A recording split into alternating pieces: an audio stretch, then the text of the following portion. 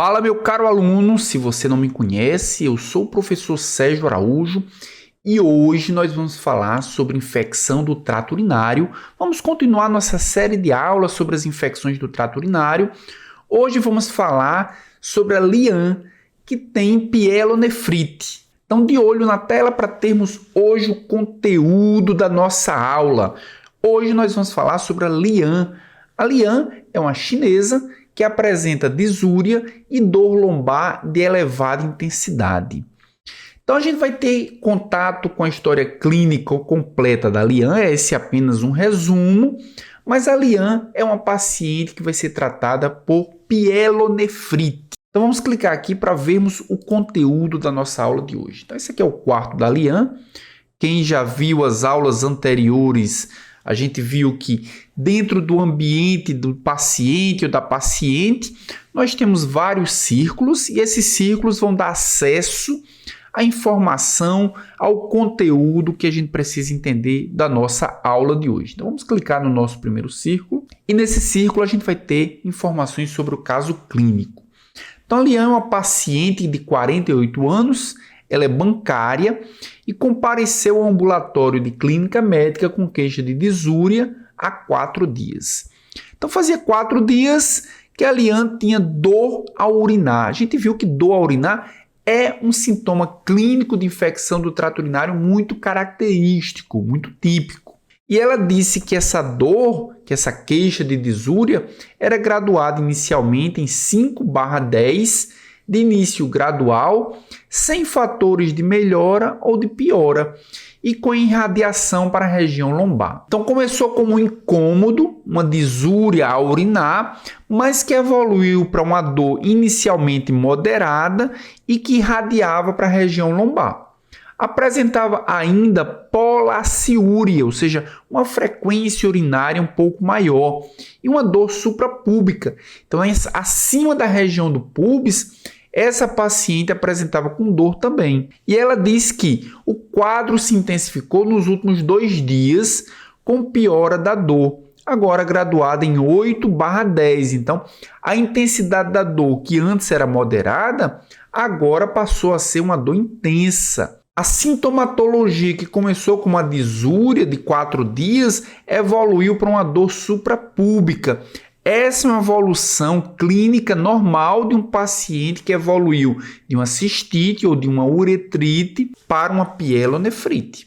Ela também disse que evoluiu com febre não mensurada, apresentou calafrios, apresentou uma cefaleia holocraniana intensa de caráter pulsátil. A paciente nega a existência de quadros prévios com sintomas semelhantes. Ela nunca teve nada parecido, porém afirma já ter tido episódios de infecção urinária. Então, a paciente já teve infecções urinárias de repetição, mas não com esse nível de gravidade. E informa também não saber referir quantas vezes teve a infecção urinária. Conta que seu trabalho ocupa quase toda manhã e tarde, precisando ficar horas sem urinar. E a gente precisa conversar agora olhando no olho. Muitas vezes a paciente que fica muitas horas sem urinar, muitas vezes a paciente que fica muitas horas sem ingerir água, ela transforma a bexiga em um local onde o armazenamento prolongado da urina vai servir como um meio de cultura. Muitas vezes essa atitude de levar muito tempo para esvaziar a bexiga faz com que as bactérias consigam crescer na bexiga, causando infecção inicialmente leve, que é uma cistite, mas que nesse caso evoluiu por ela ter infecções urinárias de repetição, evoluiu para uma pielonefrite. Vamos voltar aqui para a nossa tela. Essa paciente ela fez uma urocultura e essa urocultura demonstrou crescimento bacteriano 106 unidades formadoras de colônias por ml. Será que 106 unidades formadoras de colônia por ml é uma quantidade muito grande? Dá para a gente especificar que isso é infecção urinária? Ela também fez o exame de fita reativa, que mostrou presença de estearase leucocitária positiva, também nitrito positivo e hematúria. Estearase leucocitária positiva indica que na urina há a presença de leucócitos advindo dessas bactérias que estão crescendo na urina. Nitrito positivo indica a própria presença da bactéria. Sempre que bactéria crescer na urina, vai existir nitrito positivo.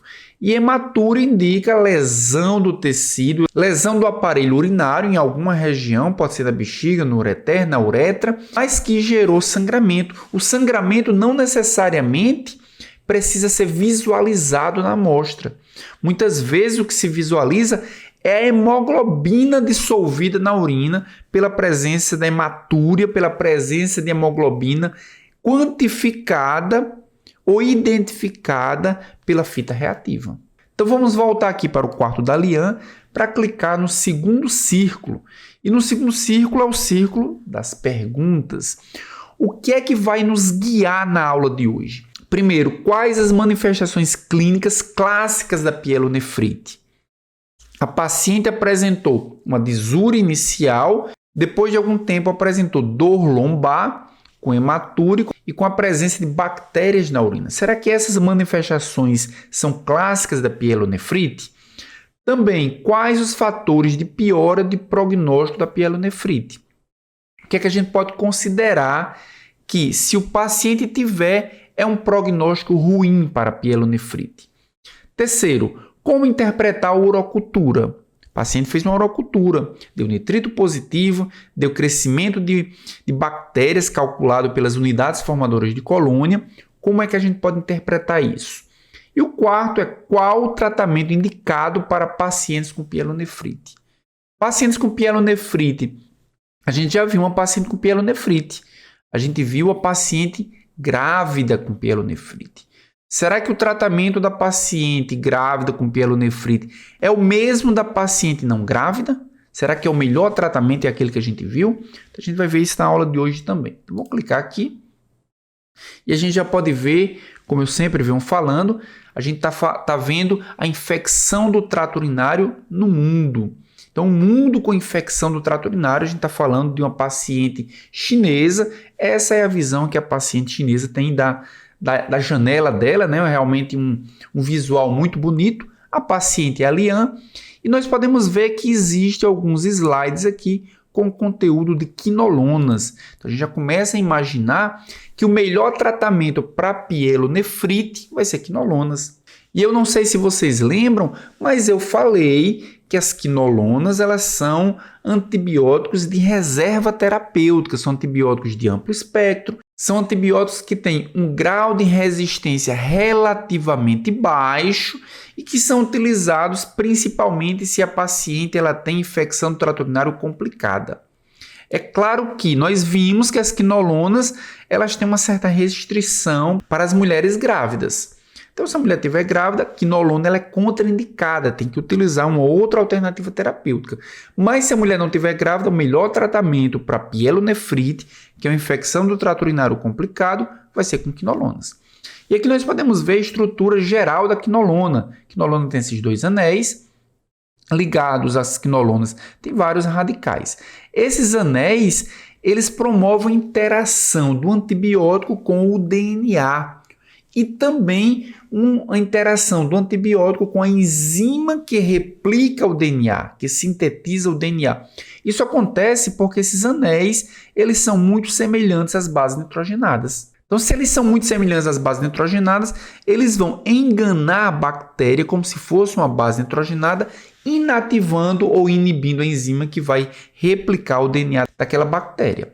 Então, nós já podemos ver aqui que existe ou que vai existir uma interação com o DNA bacteriano. Mas essa mesma estrutura ela também tem problemas. Essa região aqui é chamada de região quelatogênica. Então, por ela ter essa região quelatogênica, o antimicrobiano vai interagir com alguns sais, com alguns minerais, com alguns íons bivalentes, e aí nós teremos problemas principalmente com antiácidos inorgânicos.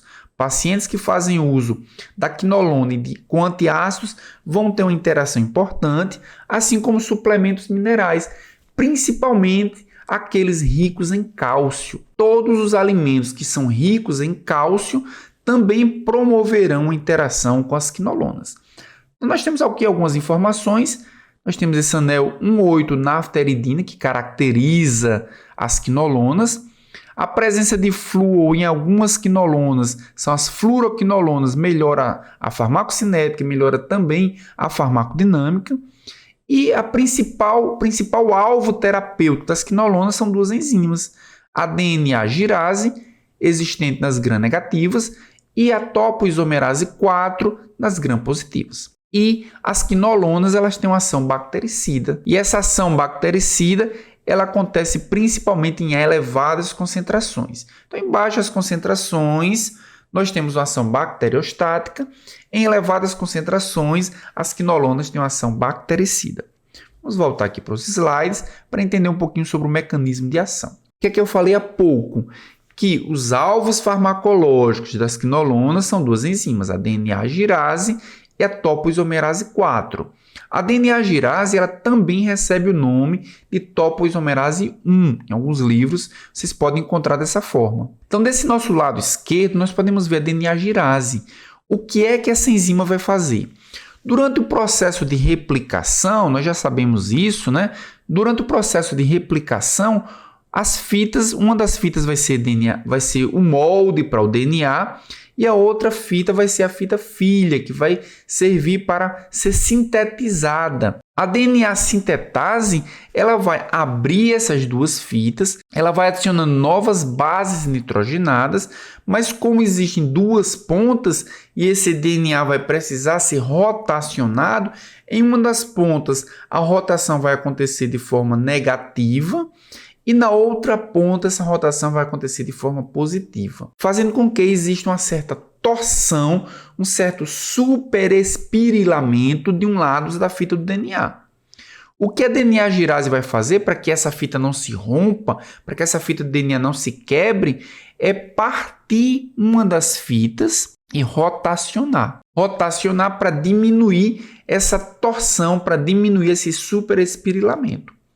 Então, nós já podemos entender que quando a quinolona inibe essa enzima, essa torção não vai acontecer e durante a replicação do DNA bacteriano, o DNA vai se romper, vai se quebrar, impedindo que essa célula se multiplique. Então, a DNA-girase é uma enzima super importante para a replicação da célula.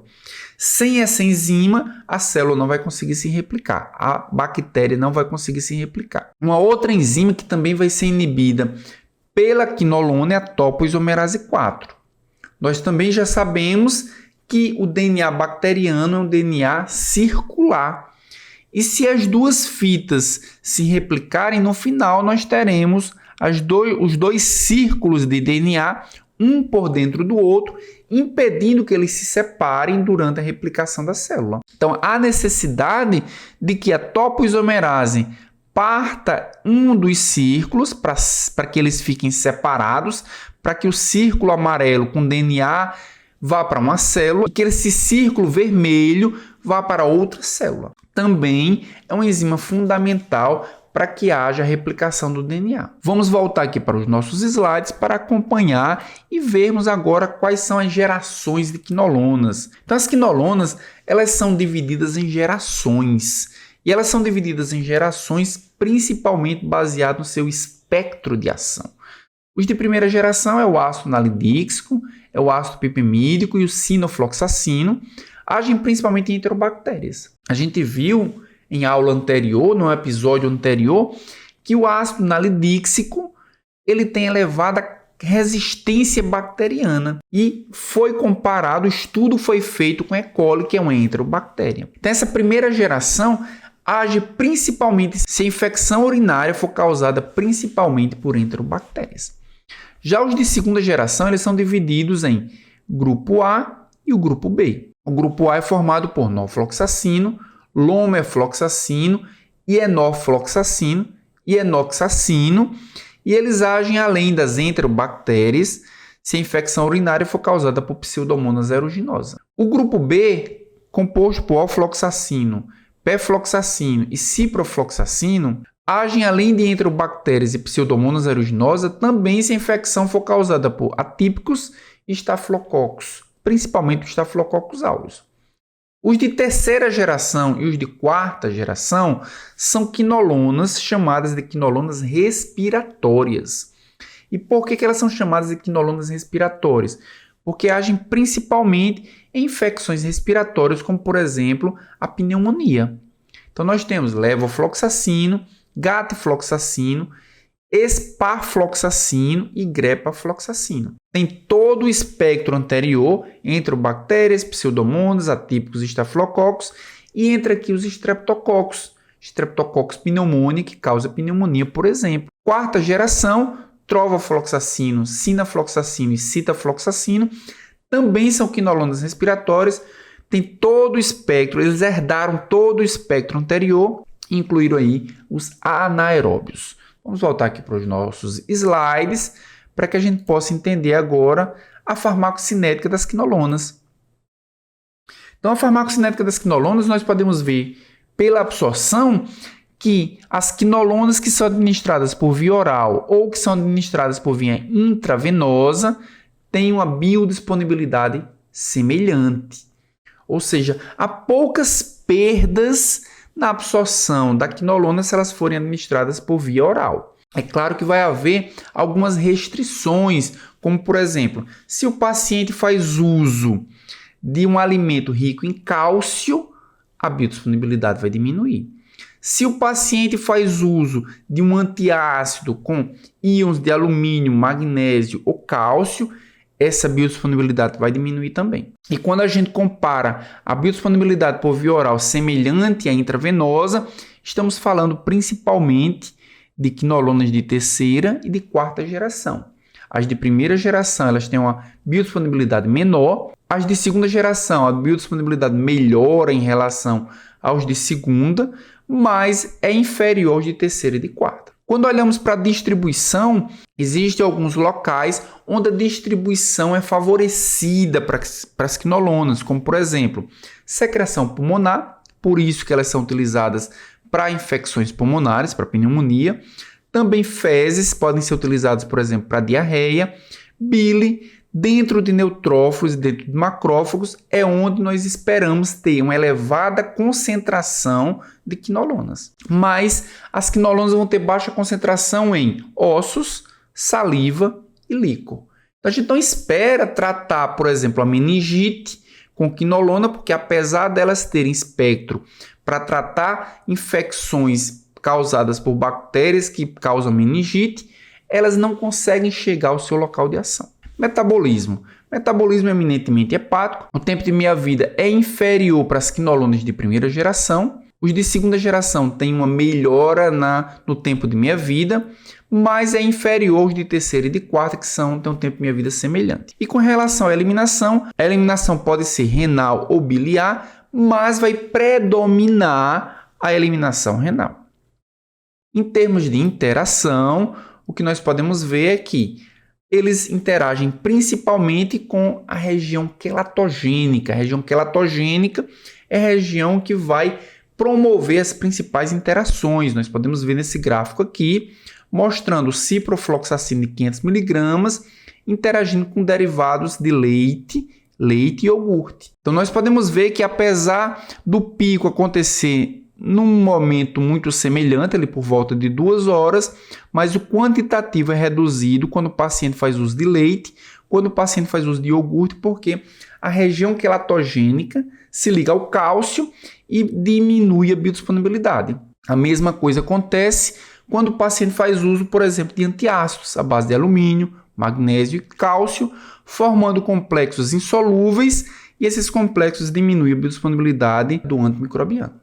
Então vamos voltar aqui para o quarto da Lian, clicar no penúltimo anel e vamos ver a interpretação do resultado da urocultura. O paciente fez uma urocultura. A depender de qual a origem dessa urina, um quantitativo de bactérias é permitido. Por exemplo, se a urina for coletada diretamente da bexiga, a gente não espera que tenha bactérias na bexiga. A bexiga, para ser uma região estéril, se tiver bactéria na bexiga, é porque existe uma infecção urinária. Então, feita por uma aspiração suprapúbica. Então, crescimento bacteriano em qualquer número é interpretado como infecção urinária. Mas é feita apenas uma exceção aqui. Staphylococcus coagulase negativo pode existir na urina, ou melhor, pode existir na bexiga, na urina da bexiga, num quantitativo de 2 a 3 vezes 10 a 3 unidades formadoras de colônia por ml, ou seja, 1.000 unidades, 2.000, 3.000 unidades formadoras de colônia por ml. Se o paciente coletou a urina por uma cateterização uretral, ou seja, o paciente tem um catéter uretral e a urina foi coletada do catéter, a possibilidade de contaminação é muito maior. Então, nós temos que é possível que se o paciente tiver entre 1.000 a 5.000 unidades formadoras de colônia, é considerado normal. Se ele tiver acima disso, é que é considerado uma infecção urinária. Isso considerando um patógeno único urinário. Se for coletado, se a urina vier de um jato médio, que a maioria das uroculturas é feita com um jato médio, para ser considerado uma infecção urinária, preciso ter 10 elevado a 5 unidades formadoras de colônia de um patógeno único urinário. E a gente começa a entender um pouquinho do nosso caso clínico. Tinha 106 unidades formadoras de colônia por ml.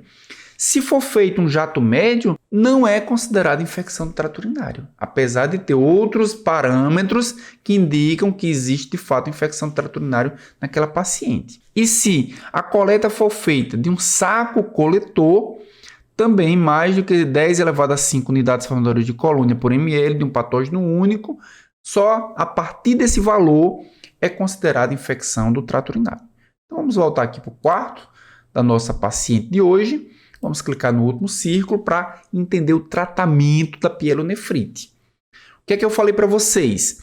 Que para as infecções do trato urinário mais complicada, são guardados antibióticos de reserva, no caso as quinolonas. Então, se o paciente tem infecção do trato urinário, principal bactéria que causa é E. coli. Essa E. coli ela evoluiu, ela está produzindo uma infecção do trato urinário complicada, uma pielonefrite. Qual o tratamento? Quinolona, 7 dias de tratamento. Qual a alternativa? Sulfametoxazol com trimetroprima, tratamento ampliado para 14 dias. Se a paciente tem uma pielonefrite e essa pielonefrite não for complicada, ela pode ser tratada ambulatorialmente. Se não, ela vai ser tratada internada em um hospital. Já se os patógenos não foi E. coli, patógeno que está causando a pielonefrite é uma gram-positiva, pode ser um E. coli, pode ser um proteus, pode ser uma Klebsiella, pode ser uma Pseudomonas aeruginosa, um Enterococcus fecalis. O tratamento vai ser com amoxicilina clavulonato por 14 dias como primeira escolha. A quinolona vai ser a segunda escolha também por 14 dias. É um tratamento mais prolongado porque a infecção por esses patógenos ela acaba sendo mais complicada.